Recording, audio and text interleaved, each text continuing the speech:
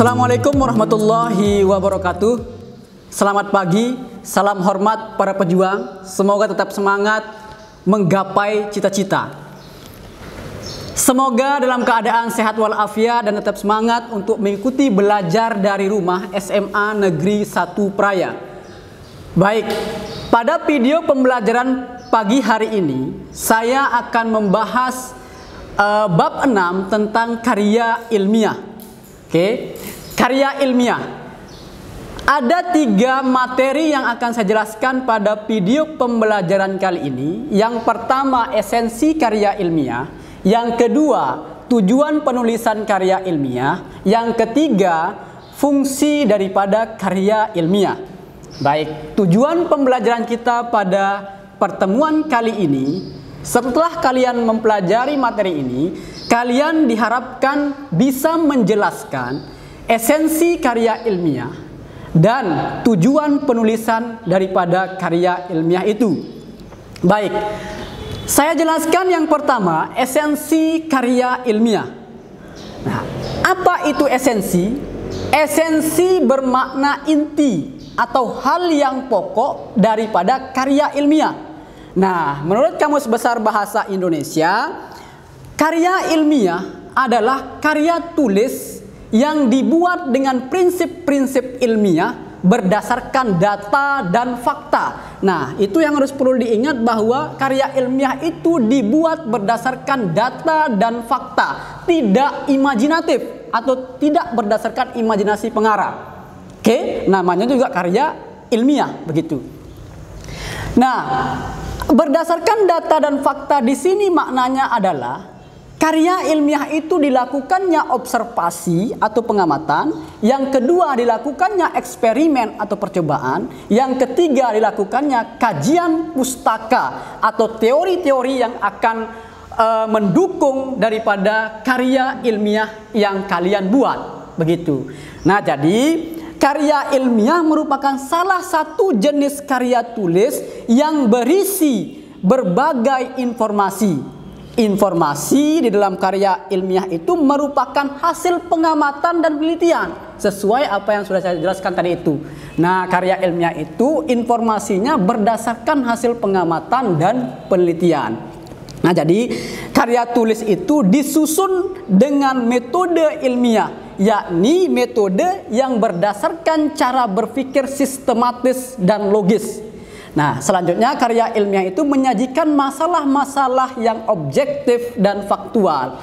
Sekarang saya akan jelaskan apa yang dimaksud dengan cara berpikir yang sistematis dan logis, dan penyajian di dalam karya ilmiah itu berdasarkan objektif dan faktual.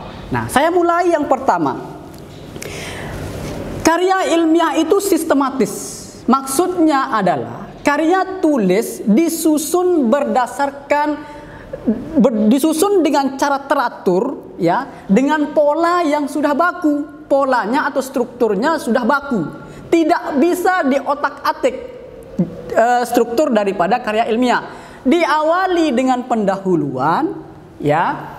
Kemudian yang kedua diikuti dengan pembahasan, yang ketiga diakhiri dengan simpulan. Itu sudah baku. Tidak bisa simpulan terlebih dahulu daripada pembahasan. Nah, itulah yang dimaksud dengan sistematis dalam karya ilmiah. Yang kedua, logis. Maksudnya di sini adalah karya tulis ilmiah dapat dipahami, isinya dapat dipahami dan dapat diterima oleh akal sehat. Oke, itu logis, mudah diterima oleh akal sehat. Nah, antara lain didasari oleh hubungan yang sudah sebab akibat. Nah, ada hubungan sebab akibat sehingga dia dikatakan karya ilmiah itu bisa dikatakan logis, begitu. Yang ketiga itu objektif atau bisa disebut juga dengan impersonal. Ya, pernyataan-pernyataan yang ada di dalam karya ilmiah itu berdasarkan pandangan-pandangan yang umum, bukan hanya sekedar pandangan atau pernyataan daripada penulis semata, bukan. Oke. Nah, yang keempat atau faktual itu artinya adalah kebenaran di dalam karya ilmiah itu didasarkan kenyataan yang sesungguhnya, tidak imajinatif. Sesuai yang sudah saya jelaskan tadi di awal, bahwa kebenaran atau kenyataan faktual di dalam karya ilmiah itu berdasarkan hal yang sesungguhnya, tidak berdasarkan imajinasi daripada penulis karya ilmiah itu. Kalau dia berimajinasi, kalau dia bentuknya imajinatif, berarti itu sebuah karya seni berupa karya sastra, bisa cerpen, prosa, novel dan sebagainya. Begitu. Nah, itu yang dimaksud dengan esensi daripada karya ilmiah. Selanjutnya kita akan belajar tentang tujuan penulisan karya ilmiah. Setidaknya ada 4 yang akan saya sebutkan tentang tujuan penulisan karya ilmiah. Yang pertama adalah karya ilmiah bisa menjadi sarana atau wahana untuk melatih ide.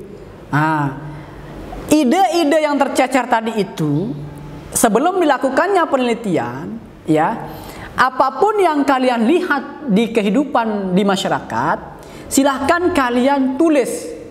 Nah, nanti ide-ide yang tercecer tadi itu kalian satukan menjadi satu sehingga dia menjadi sebuah penelitian atau sebuah karya ilmiah. Seperti itu. Yang kedua, menjadi wahana transformasi pengetahuan antara sekolah dengan masyarakat. Nah, yang ketiga, untuk membuktikan pengetahuan dan potensi ilmiah yang dimiliki oleh siswa. Kalau potensi ilmiahnya kurang, maka bisa kalian sebut diri kalian masih kurang wawasannya atau ilmu pengetahuannya.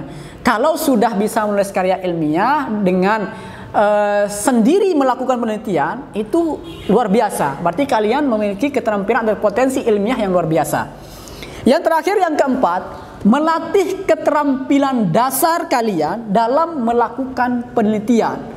Nah, karena potensi dasar yang kalian miliki pada waktu SMA itu hanya sekadarnya, nah bisa kalian nanti potensi ilmiah kalian bisa kalian tingkatkan nanti pada tingkat perkuliahan atau ketika kalian menjadi mahasiswa, seperti itu.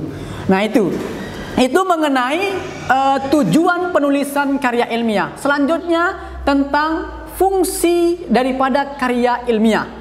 Nah, karya ilmiah merupakan hasil pemikiran dan penelitian dari seseorang. Nah, perlu dicatat ya, karya ilmiah itu adalah hasil penelitian atau hasil pemikiran dari seseorang. Ya, hasil pemikiran dan hasil penelitian dari seseorang. Nah, hasil pemikiran atau hasil penelitian dari seseorang itu dikatakan bermanfaat apabila dia sudah menjadi atau sudah dituangkan ke dalam bentuk karya ilmiah. Hasil pemikiran dan hasil penelitian kalian itu belum dikatakan bermanfaat apabila belum dituangkan ke dalam bentuk karya tulis ilmiah, seperti itu. Nah, setidaknya ada 3 yang akan saya jelaskan tentang fungsi daripada karya ilmiah. Yang pertama itu adalah karya ilmiah sebagai sarana rujukan untuk berbagai kepentingan. Ya, untuk berbagai kepentingan, baik itu kepentingan seminar, kepentingan daripada penelitian, kepentingan simposium, kepentingan lokakarya, dan kepentingan diskusi panel, terserah. Nah, fungsi daripada karya ilmiah yang pertama itu adalah sebagai sarana rujukan. Nah, yang kedua, fungsi karya ilmiah yang kedua adalah karya ilmiah itu sebagai sarana edukasi. Ya, sebagai sarana edukasi. Kenapa dia sebagai sarana edukasi? Tentu ilmu-ilmu atau hasil penelitian yang kalian buat itu tentu akan tersebar ke masyarakat.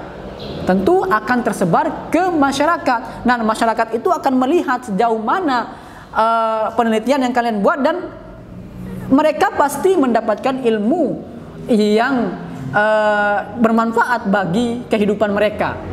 Nah, misalnya saya melakukan penelitian tentang bahasa, tentu ilmu bahasa yang ilmu-ilmu tentang bahasa itulah yang akan mereka dapatkan, seperti itu. Itu fungsi daripada karya ilmiah yang kedua sebagai sarana edukasi. Yang ketiga, fungsi karya ilmiah yang ketiga adalah sebagai sarana diseminasi. Sebagai sarana diseminasi atau penyebaran ilmu.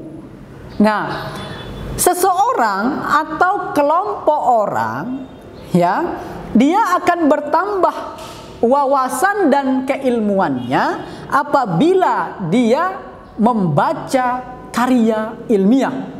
Karena karya ilmiah itu mengandung ilmu tertentu, ya, begitu.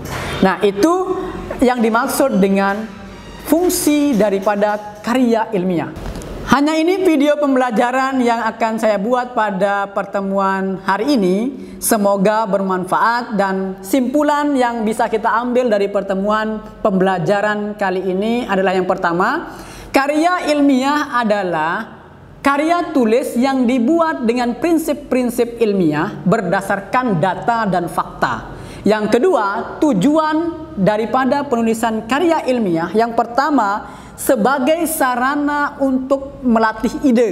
Yang kedua, sebagai wahana transformasi pengetahuan antara sekolah dan masyarakat. Yang ketiga, untuk membuktikan pengetahuan atau keilmiahan tulisan daripada siswa, atau untuk pembuktian dalam menghadapi dan memecahkan masalah. Seperti itu. Yang terakhir, yang keempat, melatih keterampilan dasar dalam melakukan penelitian. Nah, yang ketiga adalah fungsi karya ilmiah. Setidaknya ada 3 fungsi karya ilmiah. Yang pertama sebagai sarana rujukan, yang kedua sebagai sarana edukasi, yang ketiga sebagai sarana diseminasi atau penyebaran ilmu. Sekian video pembelajaran pada pagi hari ini, semoga bermanfaat untuk kita semua. Semoga bermanfaat untuk sekarang, esok, lusa, dan seterusnya. Sekian, wassalamualaikum warahmatullahi wabarakatuh.